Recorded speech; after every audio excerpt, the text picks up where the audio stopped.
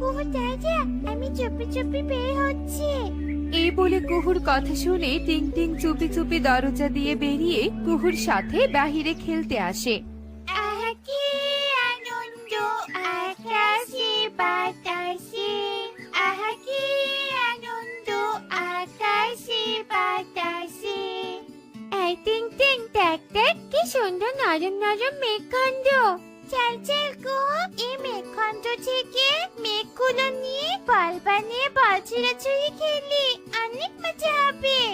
হ্যাঁ হ্যাঁ, খুব মজা হবে, খুব মজা হবে, হুররে।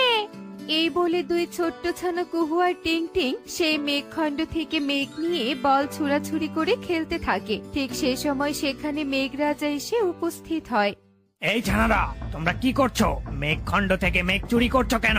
তোমরা জানো না মেঘখণ্ড থেকে মেঘ ছিঁড়লে সেই ছেঁড়া মেঘ থেকে অনবরত বৃষ্টি পড়তে থাকবে, আর সেই বৃষ্টির জন্য বনে সমস্যার সৃষ্টি হবে।